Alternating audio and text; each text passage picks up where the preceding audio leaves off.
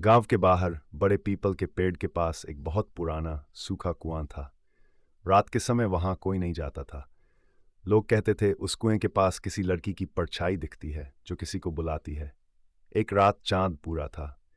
संध्या नाम की लड़की जो नई नई गांव आई थी, वो गांव के डरावने किस्सों पर भरोसा नहीं करती थी। उसने सोचा, देखूं तो सही इस कुएं में क्या है। वो धीरे धीरे उस कुएं की तरफ चली। रास्ते में पेड़ की डालियां हवा से हिलतीं, जैसे उसे रोकने की कोशिश कर रही हों। कुएं के पास संध्या कुएं के पास पहुंची। चांद की रोशनी में कुएं का मुंह काला गहरा दिख रहा था। उसने झांक कर देखा, सिर्फ अंधेरा था। तभी अचानक जैसे कुएं के अंदर से कोई धीमी सी आवाज आई, संध्या। संध्या का दिल जोर से धड़कने लगा। उसने इधर उधर देखा, कोई नहीं था।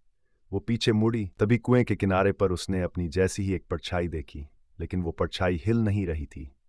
डर की हद। परछाई ने बिना हिले डुले फिर कहा, नीचे आओ। संध्या की सांसें रुक गई।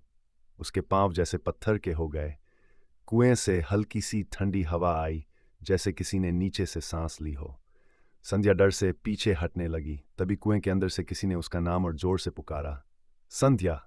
वो चीखती हुई भागी। रास्ते में कांटों से उसकी बाहें छिल गई, पर वो रुकी नहीं। अगली सुबह सुबह कुएं के पास सिर्फ सन्नाटा था। पर कहते हैं जब भी कोई रात को उस कुएं के पास जाता है, उसे अब भी एक लड़की की आवाज सुनाई देती है। और कभी कभी कुएं के काले पानी में संध्या की ही परछाई झलकती है।